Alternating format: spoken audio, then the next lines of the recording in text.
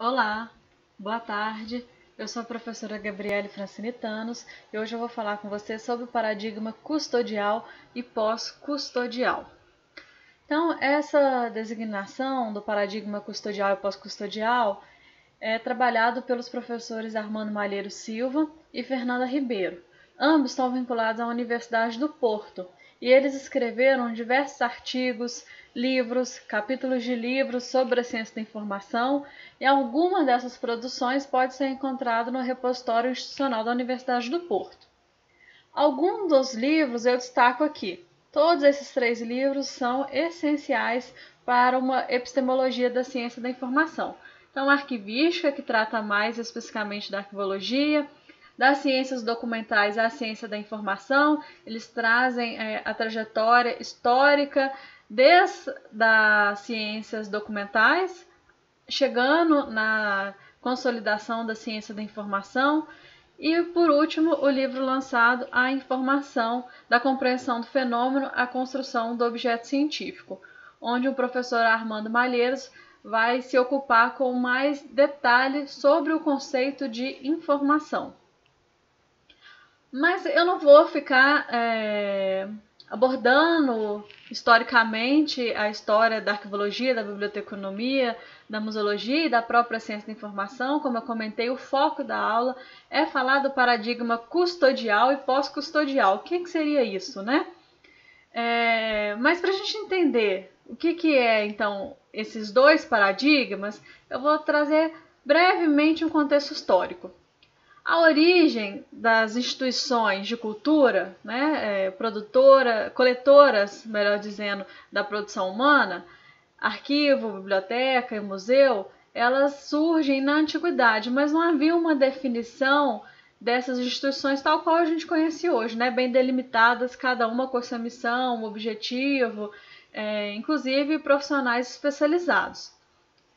Lá na antiguidade, os arquivos, as bibliotecas, as instituições de memória, de cultura, surgem para abrigar a produção humana, os suportes, os registros do conhecimento. Dando um salto na história, a gente já chega aqui na Idade Moderna, no século XVI, onde são escritos os primeiros tratados e manuais, onde se estabelece, então, se registra uma preocupação técnica com a organização, com esses acervos custodiados dentro dessas instituições. E aí essas instituições, elas são voltadas sobretudo para a organização, para a conservação e para a preservação dos registros do conhecimento. Se inicia também nessa Idade Moderna as rotinas, Então, assim, há essa preocupação com a guarda, com os registros, com a organização, e a gente tem minimamente aí uma gestão institucional. A arquivologia, em Portugal chamada arquivística, biblioteconomia e museologia, elas são consideradas ciências auxiliares até o século XIX, segundo esses autores. Depois há uma busca por uma autonomia, por uma certa cientificidade dessas disciplinas auxiliares, sobretudo ali na esteira do século XIX, onde também se dá a origem das ciências sociais e do positivismo. Só para ficar claro que arquivos, bibliotecas e museus, então, são instituições que nasceram na antiguidade, mas elas não eram rigidamente definidas tal qual a gente conhece hoje, Então, hoje a gente sabe qual que é a função de um documento de arquivo, quais são as características de um documento de biblioteca, mas lá naquele momento, antiguidade, Idade Média, os espaços eram os mesmos, espaços de guarda, conservação, armazenamento. Na Idade Moderna, que no slide anterior eu comentei que deu um salto e vale a pena eu destacar um pouco mais sobre a Idade Moderna, é que ocorre diversos acontecimentos que são importantes para o início dessa divisão institucional, podemos dizer assim, como, por exemplo, a invenção da imprensa, com Gutenberg, ali em 1490, no século XV, onde há então uma produção de textos impressos, não mais textos manuscritos, como é então a marca da antiguidade, da Idade Média, né, da produção manual, demorada. A imprensa, então, ela acelera essa multiplicação de textos. O iluminismo, há uma necessidade, né, de classificar, de separar ideias e as coisas, o que também reverbera nessa constituição, ainda que rudimentar, da arquivologia e da museologia. E como que a gente vê isso? A partir dos esquemas de classificação. Crescimento das instituições, né? Então bibliotecas, arquivos, os gabinetes de curiosidades, que são os antecessores dos museus, começam a crescer em quantidade e em acervo também, de modo que se tornou cada vez mais difícil um único espaço com tantos acervos diferentes. O Renascimento marca também a produção de manuais técnicos de organização, ou seja, se antes a marca empírica, né, o fazer, era extremamente forte, se começa então na Idade Moderna também uma busca pela sistematização. E com isso também a gente vai ter a produção justamente de obras técnicas, que são os manuais. Como eu já comentei, a gente vai ter também aí já no final do século XIX o nascimento das ciências sociais. Aqui a ciência moderna, ela vai estar na esteira do século XVI, XVII, tá? Então a gente vai ter tanto o nascimento das ciências sociais, o positivismo, como também anterior ao positivismo, a própria constituição da ciência moderna, que vai advogar a favor do método científico. Aí ali a gente vai ter grandes nomes da ciência. Um deles, por exemplo, Galileu. Tá? Como eu comentei, né? Então a gente tem a produção de manuais, as produções de obras fundadoras, mas não é consensual na própria arquivologia, biblioteconomia, museologia. Umas obras são mais que outras, né, consensuais, então eu destaco aqui para essa fundação dessa arquivologia o Manual dos Holandeses, publicado em 1898, perceba, no final do século XIX. A gente vai ter a obra do Gabriel Naudé, que foi um bibliotecário, em 1627, está em francês e foi traduzido recentemente publicado pelo Briquet de Lemos. A tradução envolveu outros pesquisadores, mais gente, não apenas o Briquet de Lemos. E aí então a gente tem com essa obra do Gabriel Naudé, Conselhos para se formar uma biblioteca, o primeiro manual, e é considerado aí de modo mundial assim, um nascimento de uma biblioteconomia moderna. E de fato Gabriel Naudé é muito inovador nas suas ideias. Ele já advoga a favor de uma biblioteca também aberta para todos, ele já pensa na questão do acervo, contrariando inclusive o próprio momento de uma postura das bibliotecas fechadas e de um bibliotecário fechado dentro da biblioteca. E aí ele já fala da importância desse leitor dentro da biblioteca. Na museologia a gente vai ter o manual de museografia. Há uma diferença na museologia entre museografia e museologia, mas aí a museografia vai ser antecessora da própria museologia com a obra de 1727. Então eu percebo que a gente tem na Idade Moderna 3 grandes obras fundadoras dos campos da arquivologia, da biblioteconomia e da museologia.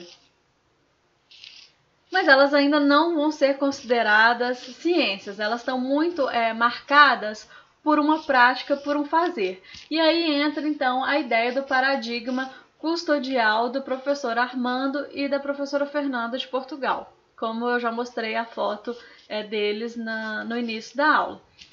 O que eles vão falar do paradigma custodial? Ela é marcada por uma fase sincrética e custodial. Então, assim, como o próprio nome diz, o objetivo das instituições vai ser a custódia, vai ser a guarda e não o acesso, que vai ser o objeto, inclusive, do outro paradigma. Aí eu vou só abrir um parênteses, porque eu não comentei no início. Nesse texto que eu me baseei, na verdade, o Armando e a Fernanda, eles falam sobre esse paradigma custodial e pós-custodial em várias obras, tá? Mas num trabalho apresentado em 2011, eles retomam o conceito do paradigma do Kuhn, que escreveu A Estrutura das Revoluções Científicas, em 1962. E aí eles vão então nesse conceito e eles de fato falam que é um conceito caro, um conceito muito citado, né, pela própria comunidade científica, mas é preciso situar o entendimento do que se entende por paradigma. Seria então aquilo que a comunidade científica compartilha, não seria uma espécie de modelo, uma marca definidora. O Thomas Kuhn vai falar de ciência normal, de revolução e depois a instalação de um outro paradigma, né? Então, o que marcaria aí um momento pós-paradigmático, tá? Usando essa lógica do paradigma custodial e pós-custodial, né, dá certo. Em qual sentido? Que o pós-custodial, de fato, seria uma substituição do custodial. Mas quando a gente vai transpor essa lógica do paradigma para a ciência, fica um pouco mais complexo, que a gente sabe que uma comunidade científica, ela não é assim tão simples esse compartilhamento de um mesmo paradigma, ainda mais nas ciências sociais e humanas, em que uma das suas características é mesmo o dissenso e não o consenso, né? Então, esse compartilhamento de que o Thomas Kuhn fala, né, de um paradigma, de um único paradigma, ele está muito amparado ali pelas ciências exatas, pelas ciências naturais. Tá? Mas usando essa lógica do paradigma para entender o paradigma custodial e pós-custodial, dá certo, porque o pós-custodial visa mesmo suplantar o paradigma custodial. Então, voltando aqui, fechando parênteses, fechando a lógica do paradigma custodial, eles vão abordar, então, duas fases dentro desse paradigma custodial. A sincrética custodial, que não havia essa delimitação rígida entre as instituições, os acertos formavam uma realidade única e inseparável, e essa mudança ela se deu na modernidade por meio daqueles vários outros fatores, para além dessa necessidade iluminista que eu coloquei aqui agora. Mas ela é muito forte porque a gente vê também inúmeras classificações, não só na área da biblioteconomia, mas da própria ciência. Na fase técnica, 1898 e até 1980, porque a partir de 1980 e século XX, a partir da segunda metade do século XX, os autores vão falar então do paradigma pós-custodial. Aqui nessa fase técnica, que está dentro do paradigma custodial, vai se abordar a questão da especificidade de arquivo, bibliotecas e museus. Então começa essa separação, essa divisão começa a ficar mais clara. A proliferação dos manuais e uma busca por uma objetividade, aplicar técnicas, né, de organização, de representação, manuais que servissem às diferentes instituições. A questão da preservação, da conservação, da restauração, o acondicionamento e armazenamento é transversal. Então, bibliotecas, arquivos e museus servem para organizar, para armazenar a memória humana. Todas tiveram origem e razão de ser no campo epistêmico da história. Porque a ideia dos autores é falar mesmo que essas disciplinas auxiliares, elas são auxiliares porque elas estão aí dentro de uma lógica da história, a história como ciência. Essa é uma versão, essa é uma visão dos autores, tá? E eu estou apresentando justamente aí a ideia de ambos.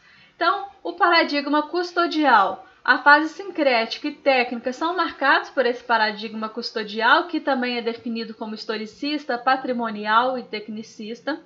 E aí, de modo geral, a gente vê que aquelas duas fases, não precisa decorar essas fases, mas entender as características do paradigma custodial é extremamente importante. Então, quando eu falo em paradigma custodial, há uma sobrevalorização da custódia, da guarda, da conservação, do restauro, do suporte. Então, a materialidade é muito importante, esse cuidado com a guarda, a conservação, preservação da cultura erudita ou superior em detrimento da cultura popular ou cultura de massa. Então, o que se guarda, na verdade, até antes da gente pode pensar, o que se registra, né? Então, é uma cultura, é um conhecimento associado a uma elite. a uma cultura erudita que ocupa os espaços dos arquivos e das bibliotecas. ênfase na memória como fonte legitimadora do Estado-nação, arquivos nacionais, bibliotecas nacionais, elas são criadas após a Revolução Francesa com esse objetivo de forjar uma memória, uma identidade nacional, né? Então, o que está nessas instituições também é essa cultura, é esse registro erudito, é o que eles querem que seja lembrado. Importância dos instrumentos de organização é uma marca definidora do paradigma custodial também, uma valorização do catálogo, de índice, inventário. Então, a gente vai ter inúmeras produções desses instrumentos de organização da informação. Não posso nem falar organização da informação, que já seria um termo pós-custodial. Então, aqui, instrumentos de organização dos documentos, entendendo esse documento, não também do ponto de vista do século XXI, mas entendendo o documento de uma forma restrita, como uma entidade física, materializada, então assim, muito voltado à questão do suporte e ao seu armazenamento. Ainda não se preocupa com o contexto de produção, contexto de uso, né? Quem produziu esse documento. Então se entendia o documento como quase que sinônimo dessa materialidade, e o documento também como fonte histórica para a produção de pesquisa histórica. Daí a força aí desse momento historicista, do movimento historicismo, tá? A divisão profissional, mas é claro que ainda não existiam, né, os cursos específicos, né? Hoje a gente faz arquivologia, biblioteconomia, museologia. Naquele momento era uma formação erudita, e também havia uma divisão muito forte das instituições, arquivos, bibliotecas e museus, que eu vou mostrar para vocês que ainda existe, mas a gente busca o diálogo, né? A gente aproxima de arquivos, bibliotecas aproximam dos museus, então há ali uma interação maior entre essas instituições de cultura e de memória. Outra característica essencial para entender o paradigma custodial é o peso dos procedimentos técnicos normativos afastados das teorias compreensivas das ciências sociais. Então, até porque as ciências sociais estavam se desenvolvendo no final do século XIX. E quando a gente fala do paradigma custodial, os dois autores colocam, então, desde a antiguidade até ali o século XX. Então, de fato, o que marca esse momento, que eu também gosto de chamar de uma biblioteconomia pré-científica, proto-científica, é um saber fazer. É uma via empírica que é forte nesse momento. E aí, só para ilustrar, né, os antecessores aí dos museus, o gabinete de curiosidades, olha como que eles são cheios, eles são abarrotados de objetos, documentos de toda sorte, de animais empalhados, a obras de arte, a tela. Então a gente vê aí um desejo de posse da organização, mas ainda uma organização que não se discute a questão que a gente vai fazer cultural, do contexto histórico, né? Então a lógica aí é até de um movimento enciclopedista, de coletar tudo, de organizar, de você ter posse, né? O documento, a posse aí como uma forma de você também o quê? Visibilizar o seu poder, a sua riqueza. As bibliotecas também nesse momento aí marcados pelo paradigma custodial, elas são cheias, elas são abarrotadas, né? Não se fala ainda como a gente fala hoje, embora o Gabriel Naudé esteja preocupado sim com uma formação do acervo. A obra dele é justamente conselhos para organizar uma biblioteca, então ele estava preocupado, mas ele era uma exceção naquele momento. Então, voltando aqui, as bibliotecas, como vocês podem ver nas fotos, elas são cheias, elas são abarrotadas. É o que a gente também fala dessa influência enciclopedista, é de ter tudo. E esse tudo demonstra o quê? Justamente o seu poderio. É muito bibliotecas, arquivos, museus associados a uma cultura justamente erudita, que é uma das características do paradigma custodial. E aí, então, a gente vai ter um novo paradigma. Os autores vão apresentar que eles começam a se definir melhor esse novo paradigma no século XXI. Mas ele tem a sua origem em 1980. Mas a gente pode falar ainda de antecessores desse paradigma pós-custodial, que aí a gente vai ter, então, a figura do Paul Klee, Henri Lafontaine, com o conceito de documento que é ampliado, né? Então, o documento ele passa a ser não apenas o livro, mas o livro, a estampa, a fotografia. Então, a abertura de conceitos de documento vem do século XIX para além do livro. E aí passa também a importar o contexto de produção e uso dos documentos, o acesso à informação, redes de compartilhamento.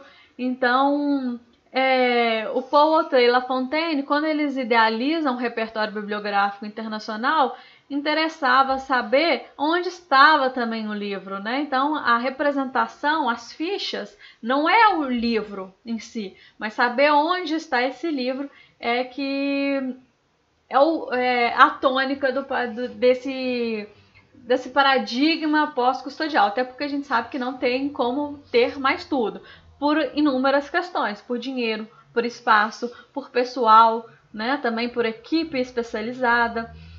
O contexto também maior aí dentro desse paradigma pós-custodial.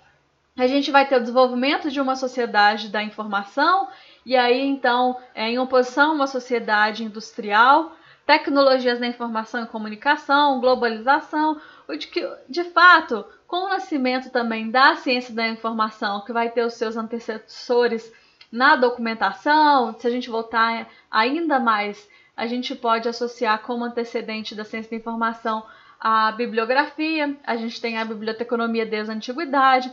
Então, há um somatório de forças e de acontecimentos que vão culminar nesse paradigma pós-custodial. De fato, não justificaria mais, né, se a gente pensar no século XXI, as instituições fechadas, né? Então, a posse pela posse, ela não é mais interessante, mas é a posse para o acesso, e acesso à informação, que é uma outra contribuição da ciência da informação, que é alargar esse conceito de informação, assim como a documentação alargou o conceito de documento. Quais são as características, então, no paradigma pós-custodial? Uma valorização da informação enquanto fenômeno humano e social, sendo suporte um elemento secundário. Lembrando que, no paradigma custodial, o suporte ele é super importante, não se discutia os objetos, os artefatos culturais como fenômeno humano e social. Há um dinamismo, então, dentro do paradigma custodial informacional, que é oposto ao imobilismo documental. Prioridade máxima concedida ao acesso à informação, justificando a preservação e a custódia. Então, a gente guarda, a gente preserva para dar acesso. Não é mais a posse pela posse ou custódia pela custódia, simplesmente. Imperativo de indagar, conhecer a informação através de modelos teóricos científicos cada vez mais exigentes e eficazes, em vez de soluções naturais, senso comum e prático. Isso porque, como eu já comentei, o paradigma custodial está muito associado a uma certa empiria. E é compreensível entender isso, porque não existia cursos formadores como a gente tem hoje, e também eles foram responsáveis pelas primeiras criações dos manuais, dos primeiros livros teóricos, que hoje a gente tem acesso a uma produção do conhecimento muito maior, inclusive vai lá nos clássicos. Alteração da atividade disciplinar e profissional sintonizado com o universo dinâmico das ciências sociais.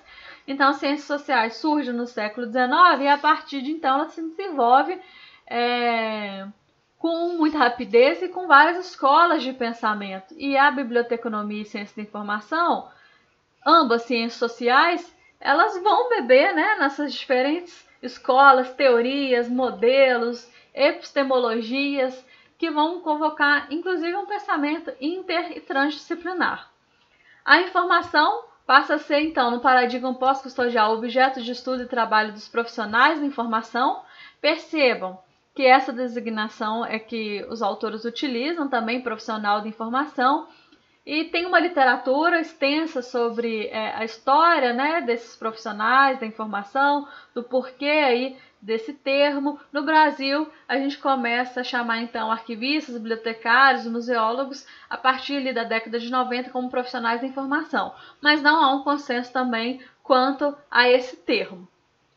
Ensino e pesquisa aportam então em fundamentações teórico-metodológicas mais complexas. Então, aquele saber fazer, aquela empiria, ela passa a ser substituída por uma fundamentação teórico-epistemológica, por um conhecimento racional sistematizado.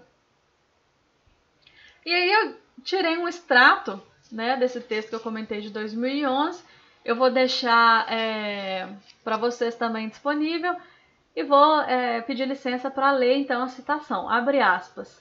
Entender o trabalho do profissional da informação como um processo investigativo que visa conhecer e representar com rigor a realidade informacional implica que ele deixe de atuar como um simples técnico, que aplica normas e procedimentos uniformes, com vistas à produção de instrumentos mais ou menos standard para viabilizar o acesso à informação e passa a assumir o papel do cientista da informação, que apresenta resultados validados por uma metodologia científica e que questiona, problematiza, formula hipóteses. A própria atuação sempre em referência a paradigmas e teorias que estão em permanente validação ou revisão.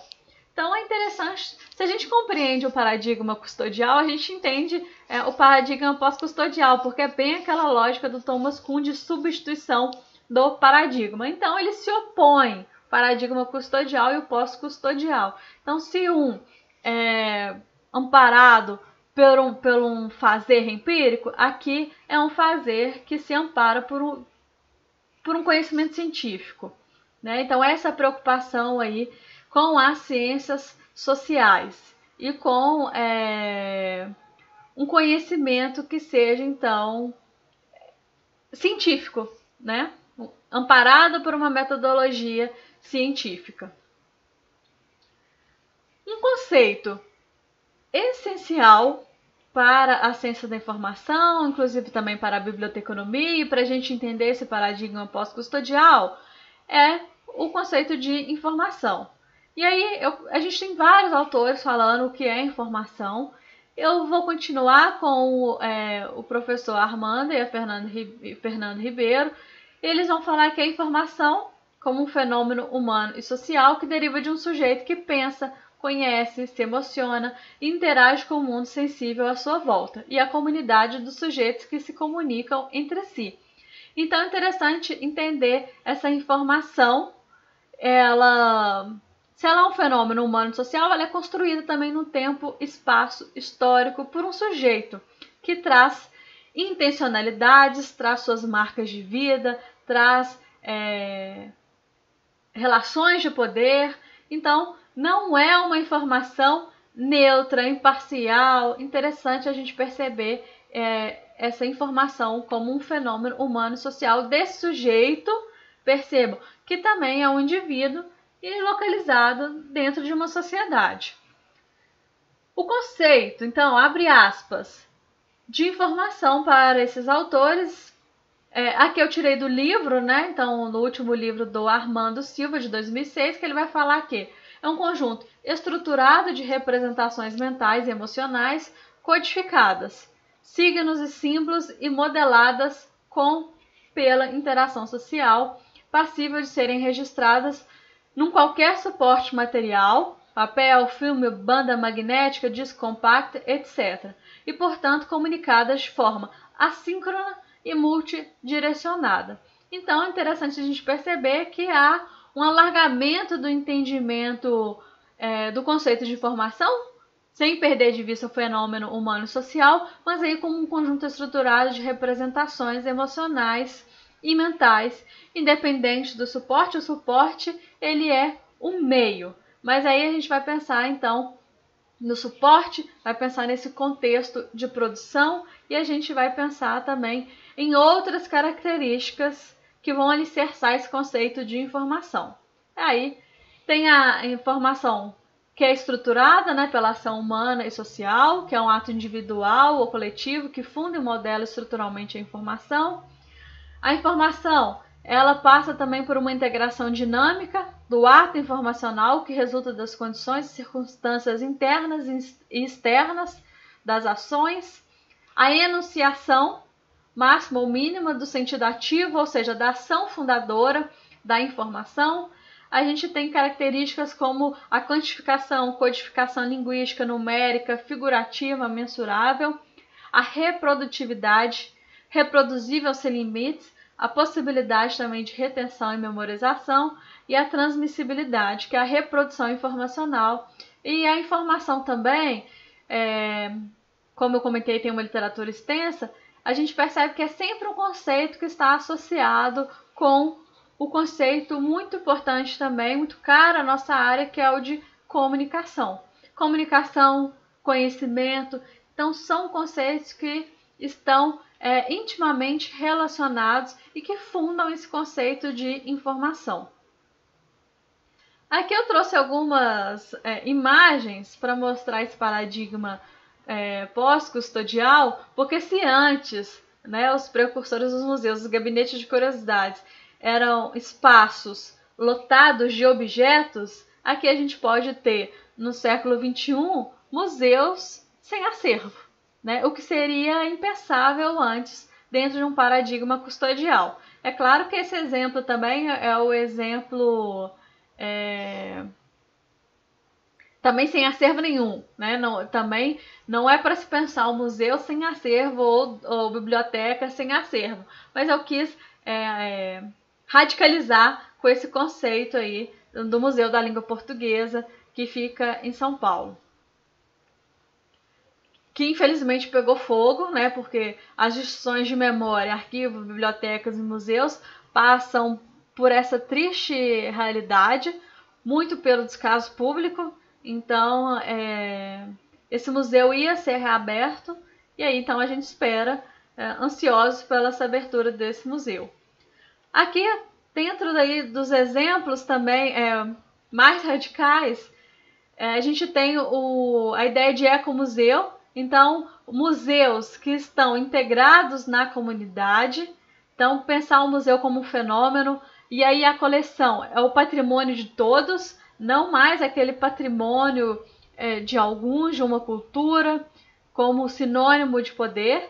É claro que a gente pode operar com essa discussão do patrimônio, porque o patrimônio ele é uma forma sim de poder, mas cabe em um outro momento. O edifício para o território, então não mais pensar tanto biblioteca e arquivo como museu, como instituições de 4 paredes. A gente tem bibliotecas também sem acervos, bibliotecas virtuais, bibliotecas digitais, seria um exemplo. Visitantes também a gente vai pensar em comunidade. E na literatura da biblioteconomia, a gente também vai falar desse usuário, desse leitor, como um sujeito da comunidade. A biblioteca precisa se integrar, ela precisa fazer parte dessa comunidade, até para ela cumprir a sua missão. E aí, como um exemplo de uma biblioteca pública municipal na França, de Lyon, é interessante, eu trouxe esse exemplo, por quê? Então, eu tive acesso ao catálogo dessa biblioteca aqui do Brasil, de uma biblioteca da França, e que traz inúmeras obras raras. Então, obras que foram produzidas há muitos séculos atrás, inclusive incunábulos, que são os livros impressos nos primeiros 50 anos da imprensa. Então, a gente tem acesso a obras digitalizadas de séculos anteriores, obras raras, que anteriormente a gente só poderia ter acesso se fosse a uma instituição. E aí, então, a biblioteca, eu poderia trazer outros inúmeros exemplos, né, de bibliotecas, então, que já disponibilizam esses livros, e o próprio catálogo online também é algo interessante da gente pensar, uma vez que no paradigma pós-custodial também não tinha catálogo online, né? E aí os catálogos muito associados a um próprio inventário, a uma lista. E o catálogo hoje em dia é mais que uma lista, né? E aí a gente vai ter também acesso a essas obras, e o site oferece recursos de acessibilidade. Então, uma preocupação aí com o outro, com todos, o que antes, no paradigma custodial, não havia, né, essa preocupação ali com o outro. O outro exemplo aí embaixo da imagem é a Biblioteca e o Arquivo do Canadá, que acabaram se fundindo numa única instituição. Então, no paradigma pós-custodial, a gente tem essas instituições bem definidas, mas a gente também tem uma proximidade muito forte dessas instituições. Aí, então, eu trouxe outras ações, e com link para vocês depois navegarem aí nas páginas. Então, a gente tem esse exemplo do Canadá, a gente tem o projeto Europeana, e que traz no seu catálogo diversos documentos, inclusive tridimensionais, para a gente olhar, tem a descrição, então, e há uma descrição para além do autor, do título, né, de elementos ali essenciais. Na França, a gente tem uma política cultural, centros de cultura, também congregam arquivos, bibliotecas e museus, espaços de exposição. Na Inglaterra, também a gente vai ter o projeto Preservando o Nosso Futuro. A questão do conteúdo, do documento digital, ele também assume uma força muito grande dentro desse paradigma pós-custodial. Na América Latina, no Brasil, a gente tem um evento Integrar, que ocorre desde 2002, e aí também na página tem alguns depoimentos sobre o evento. Grupos de pesquisa sobre arquivologia, biblioteconomia, museologia. Se a gente pensar até na proximidade desses cursos nas escolas, departamentos de ciência da informação, nas publicações, né? Então, periódicos de ciência da informação que publicam artigos de biblioteconomia e periódicos de museologia que publicam temáticas de interesse também da ciência da informação. Então, há ali uma integração, diálogo muito mais forte, com muito mais vigor a partir do século XX, sobretudo século XXI. Então, gente, já estou encerrando aí, eu espero que vocês tenham entendido esse paradigma custodial e pós-custodial, mas para a gente refletir um pouco mais. O paradigma custodial e o paradigma pós-custodial possibilitam compreender a história das instituições, arquivos, bibliotecas e museus, e dos campos científicos, arquivologia, biblioteconomia e museologia, bem como a ciência da informação.